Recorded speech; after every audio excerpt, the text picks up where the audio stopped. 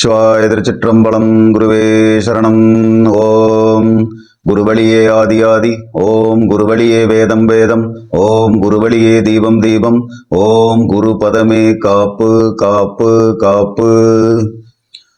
அறிவார்ந்த சகோதர சகோதரிகளை, மீண்டும் எங்களுடைய சரணாகதி யூடியூப் சேனல் மூலமாக உங்களை சந்திப்பதிலே பெருமகிழ்ச்சி அடைகிறேன். அனைவருக்கும் அன்பு கலந்த வணக்கங்களை முதலில் உரித்தாக்குகிறேன்.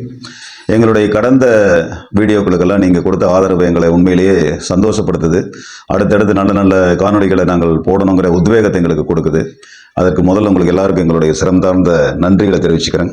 இப்போ இன்றைய காணொளியில் நாம் என்ன பார்க்க போகிறோம் அப்படின்னா, ஆதிசக்தியின் அருளே பிரபஞ்ச வெற்றி. இதுதான் இன்றைய காணொளியுடைய தலைப்பு. ஆதிசக்தியின் அருளே பிரபஞ்ச வெற்றி. அது என்ன சார், அது ஆதிசக்தினா என்ன, பிரபஞ்ச வெற்றினா என்ன சொல்ல வர்றீங்க அப்படின்னு நீங்கள் கேட்குறது எனக்கு புரியுது. இந்த உலகம், இந்த பிரபஞ்சம், இதுக்கு உண்டான மூலம் எதுன்னு பார்த்தீங்கன்னா ஆதிசிவன். அந்த ஆதிசிவன் கூட அடையக்கூடிய பக்குவத்தை யார் கொடுப்பாங்கன்னு கேட்டிங்கன்னா ஆதிசக்தி. ஆதிசிவன் ஞானத்திற்கு அதிபதி, ஆதிசக்தி யோகத்திற்கு அதிபதி. யோகம் இல்லாமல் ஞானம் சாத்தியமில்லை. யோகம் அப்படிங்கிற பாதை வழியாக போனாதான் ஞானம் அப்படிங்கிற விஷயம் நம்மளுக்கு கிடைக்கும். அப்போ அம்மாவுடைய அருள் இல்லாமல் ஐயனை அடைய முடியாது. அம்மாவுடைய அருள் இல்லாமல் இந்த பிரபஞ்சத்தையே நம்மளால வெற்றி கொள்ள முடியாது. அப்புறம் எப்படி நம்ம ஐயனை அடைகிறது அப்படிங்கிற கேள்வியை நமக்குள்ள நம்ம கேட்டுக்கணும். அப்போ எல்லாத்துக்குமே மூலமா, ஆதாரமா, அடிப்படையா இருக்கிற ஒரே விஷயம் என்னன்னா ஆதிசக்தியினுடைய அருள். அன்னை ஆதிபராசக்தியினுடைய அருள். அதுதான் ரொம்ப முக்கியம். இப்போ அந்த ஆதிசக்தி வான பிரபஞ்சத்தில் இருக்காங்க, எல்லாத்துலையும் இருக்காங்க, எல்லா கலைகளையும் அவங்க தான் கற்றுக் கொடுக்குறாங்க, எல்லாமே சரி. அந்த சக்தியை நாம் எப்படி பார்க்கறது அப்படிங்கிற ஒரு கேள்வி வரும் இல்லைங்களா? அது ரொம்ப ரொம்ப சுலபமானது. அந்த சக்தி எங்கே பார்க்குறதுனா நம்ம வீட்டிலேயே பார்க்கலாம். ஏன்னா பெண்கள் அப்படிங்கிற வடிவத்தில் தான் அந்த ஆதிசக்தி இந்த பிரபஞ்சத்தில் இருக்கா. அந்த பெண்களை நாம் எப்படி பார்க்குறோமோ, அவங்கள நாம் எப்படி வச்சுக்கிறோமோ அதை பொறுத்து தான் ஆதிசக்தியினுடைய அருள் நம்மளுக்கு கிடைக்குமா கிடைக்காதாங்கிறத அந்த அன்னை ஆதிபராசக்தி முடிவு செய்வோம். சரி, பெண்களை எப்படி சார் பார்க்கறது? அது அடுத்த கேள்வி. பெண்களை 3 விதமான பார்வையில் நம்ம பார்க்கலாம். முதல் பார்வை அப்படிங்கிறது பிசிக்கல் வியூ. அது என்னன்னு பார்த்தீங்கன்னா உடல் சார்ந்த பார்வை. அது முதல் பார்வை. இதுதான் உலகத்தில் 99% இந்த பார்வை மட்டும்தான் இருக்குது பெண்களை பொறுத்த வரைக்கும். பெண்களை நம்ம பார்க்கறது உடல் சார்ந்த பார்வையாக தான் நம்ம பார்க்குறோம். 2வது பார்வை அப்படிங்கிறது சோசியல் வியூ. அது சமுதாய பார்வை அப்படின்னு சொல்லலாம்.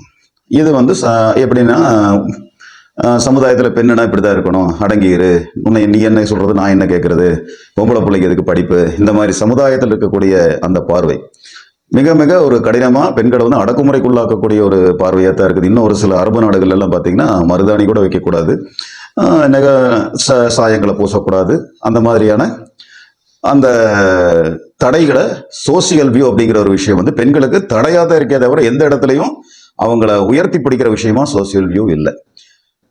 அந்த பிசிக்கல் வியூவும் அதே மாதிரி தான் உங்களுக்கு தெரியும்.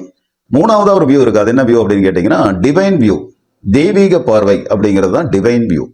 டிவைன் வியூவா எப்படி நம்ம ஒரு பெண்ணை பார்க்கறது அப்படின்னா, அது தாயாக இருந்தாலும் சரி, மகளாக இருந்தாலும் சரி, பேத்தியாக இருந்தாலும் சரி, சகோதரியாக இருந்தாலும் சரி, அல்லது நமக்கு குடும்பத்திற்கு அப்பாற்பட்ட எந்த பெண்களாக இருந்தாலும் சரி, நாம அவங்கள தெய்வீக பார்வை கொண்டு முதல்ல பார்த்துடணும். அதுக்கப்புறம் தான் அந்த உறவு முறையே வருது.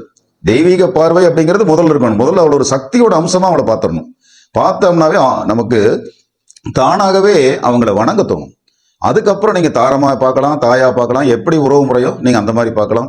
அல்லது நீங்க புதிதாக ஒரு உறவு முறை வருதுன்னா அது மாதிரி கூட நீங்க பார்க்கலாம். ஆனா முதல் பார்வை அப்படிங்கிறது டிவைன் வியூ. ஒரு பெண்ணை பார்க்கும் பொழுது அவள் சக்தியின் அம்சம் அப்படிங்கிற ஒரு விஷயத்தை மனசுக்குள்ள நீங்க வச்சுட்டீங்கன்னா நிச்சயமா உங்களுக்கு தவறான எண்ணங்களோ மற்ற விஷயங்களோ உங்களை ஆட்படுத்தாது. அதனால பணிவன்போடு நான் கேட்டுக்கிறேன், இந்த தெய்வீக பார்வையை ஒருத்தரும் பழக ஆரம்பிங்க. அதுதான் நம்முடைய ஞானத்திற்கான வழி. இப்போ ஞானத்திற்கு போறதுக்கு எப்படி சார், எதனால சார் இப்படி சொல்றீங்க அப்படின்னு நீங்க கேட்டீங்கன்னா, ஏற்கனவே நாங்கள் ஒரு வீடியோல சொல்லியிருக்கோம், ஆணவம், மாயை, கண்மம், இந்த 3 விஷயங்களை அடக்காம பகவானை அடைய முடியாது அப்படிங்கிற விஷயத்தை நம்ம ஐயப்பனை பற்றிய ஒரு பதிவுல நம்ம சொல்லியிருப்போம். இந்த ஆணவம், கண்மம், மாயை, இந்த 3 விஷயங்களுக்கு யார் அதிபதியா இருக்காங்க அப்படின்னு பாத்தீங்கன்னா, ஆணவம் அப்படிங்கிற விஷயத்துக்கு அலைமகளாகிய திருமகள் அதிபதியா இருக்காங்க. கண்மம் அப்படிங்கிற விஷயத்துக்கு கலைமகளாகிய சரஸ்வதி அதிபதியா இருக்காங்க. மாயை அப்படிங்கிற ஒரு விஷயத்துக்கு பாத்தீங்கன்னா ஆதி பராசக்தி, அன்னை ஆதி பராசக்தி அதிபதியா இருக்காங்க. இவங்க ஆணவம், கண்மம், மாயை இந்த மூன்றுமே அவங்களுக்கு கீழே தான் வருது. அது எப்படி வருது அப்படின்னு பாத்தீங்கன்னா, ஒரு செல்வத்தை நிறைய ஒருத்தருக்கு அள்ளி கொடுப்பா திருமகள் மகாலட்சுமி. அந்த செல்வம் எப்ப வந்து சேருதோ அப்பவே அவர் ஆணவம் அப்படிங்கிற விஷயத்துக்கு போயிடுவார். அதனாலதான் வந்து அவர் அந்த ஆணவம் அப்படிங்கிற விஷயத்துக்கு அவங்க அதிபதியா இருக்காங்க.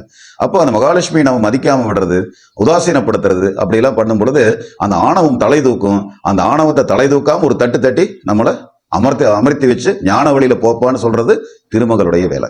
அதே மாதிரி கர்மம் அப்படிங்கிற முன்பின்னை கர்ம வினைகள் வந்து தீர்க்கணும் அப்படின்னா நம்முடைய வித்தைகள்னாலதான் தீர்க்க முடியும். நம்முடைய வித்தைகள் செஞ்சு நம்ம தான தர்மங்களை செஞ்சு பல விஷயங்களை பண்ணா தான் கர்ம வினைகள் தீரும். அப்ப அந்த வித்தைகளுக்கு அதிபதி யாரு? சரஸ்வதி. அப்ப அந்த சரஸ்வதி தேவி தான் அந்த கர்மத்துக்கான அதிபதியா இருக்காங்க. அப்ப மாயைங்கிறது என்ன? ஒன்றுமே இல்லாத இன்றைக்கே இருக்கோம், நாளைக்கு இருப்போமா இருக்க மாட்டோமான்னு தெரியாது.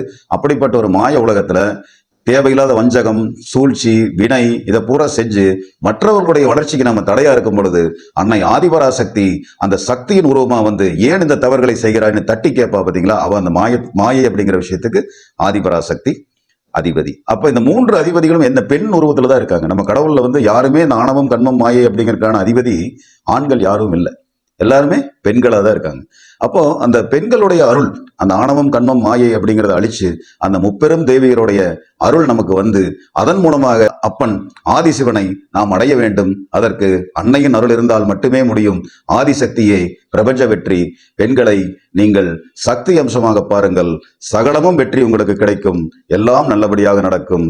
எங்களுடைய இந்த பதிவுக்கும் உங்களுடைய ஆதரவை நல்க வேண்டும் என்று கேட்டுக்கொண்டு இந்த காணொலியை முடிக்கிறோம். நன்றி, வணக்கம்.